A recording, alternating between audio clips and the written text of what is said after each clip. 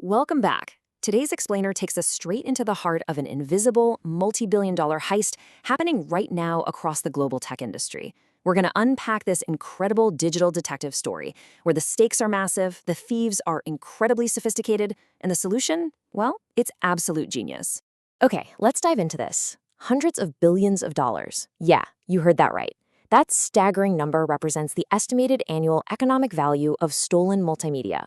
We're talking about images, audio, and video that are secretly scraped from the internet and exfiltrated to serve as training data for AI models. It's basically a massive, unauthorized transfer of wealth and intellectual property happening right under our noses. So this brings us to a seemingly impossible problem. How do you catch a digital thief who leaves literally no trace? Because, unlike a traditional bank robber who might leave a fingerprint or drop a mask on the way out, AI data thieves can effectively erase their tracks entirely once that data gets absorbed into the machine. And we aren't just talking about scraping public blog posts either. The highly valuable targets for AI exfiltration today are unreleased films, proprietary music, classified medical and satellite imagery, and high-end creative works. Section 1. The Great AI Heist. Section 2. Why current watermarks fatal. The big complication here is that our old digital locks, they're fundamentally broken. Take traditional format conversion. If a thief simply takes an image and compresses it down into a smaller JPEG or, say, converts a high-quality audio file to an MP3, that alone completely destroys those basic watermarks hidden in the pixels or the audio samples. But an even bigger threat is AI regeneration. Tools like Stable Diffusion present an impossible problem. They don't just compress the image, they completely reimagine the pixels from scratch. They generate a visually identical asset, but in the process, they destroy all physical evidence of the original file. The evidence is just, poof, gone. Section 3. SPECTRE, the invisible tripwire.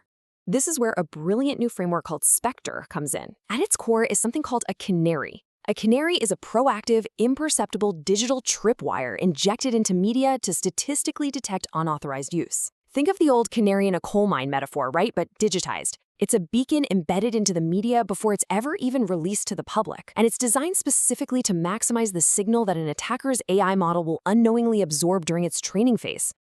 And SPECTRE actually equips us with a 5-tool detective kit to set these traps. We've got LSB image and DCT image for hiding data right in the subtle frequency coefficients of pictures. Then we have audio phase. This hides signals in the phase spectrum of sound, literally right where human ears can't even detect it.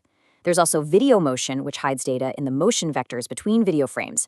And finally, the semantic tag, which hides a topical association in the actual conceptual content. So they cleverly span across visual, audio, and conceptual channels. Section 4. The dual floor trap. So the crucial point is how this trap actually works, and it's built on this genius concept called the dual floor theorem. This theorem proves that multimedia canaries operate on 2 completely independent levels or floors. First, you have a steganographic floor. This is your surface-level pixel or audio format data. Second, there's an independent semantic floor. These are the topical conceptual associations that get permanently baked into the AI's core mathematical weights. Think of it like a 2-story house. If a digital thief burns down the house, meaning they use AI to regenerate the image and destroy all the surface pixels, the basement, that semantic floor, survives permanently in the AI's memory. It's indestructible. As you'll see when we look at imperceptibility plotted against the detection resistance index, just look what happens when a thief totally destroys that steganographic floor. Follow those downward arrows. Even when the physical pixels are completely wiped out, the semantic tag, that purple marker right there, retains a massive 0.25 detection resistance index. The basement survives. The AI remembers the concept, and boom, the trap is sprung. Section 5. Catching the thieves. Let's move to the interrogation phase and see how this builds into real, hard evidence. By mapping the detection rate out across model size and injection rate on this heat map, we find some pretty incredible results. Get this. If we inject canaries into just 0.5% of a dataset, literally barely a whisper of the total data, we catch a medium-sized 1 billion parameter AI model 45.4% of the time. The more data they steal, the brighter they glow. And this brilliantly illustrates how the trap holds incredibly strong against brutal adversarial defenses. Seriously, whether the thief tries scrubbing the metadata, applying perceptual deduplication, or even deploying full AI regeneration to wipe the files completely clean, the detection just holds strong, Because of that semantic basement we talked about earlier, the AI's own training inevitably betrays its guilt. There's really no escaping it. Section 6. Court-admissible proof. Now, in a courtroom, you can't rely on a maybe. You need absolute certainty.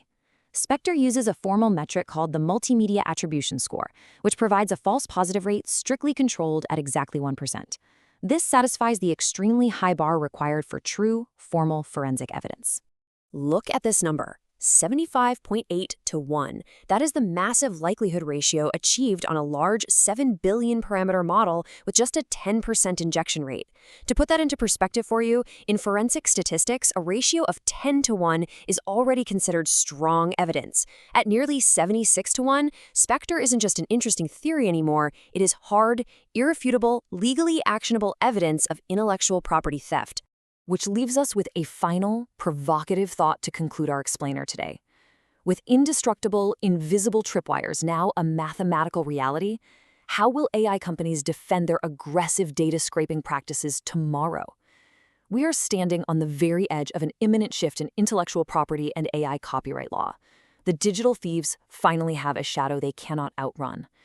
Thank you so much for joining me on today's explainer, and as always, keep your curiosity sharp.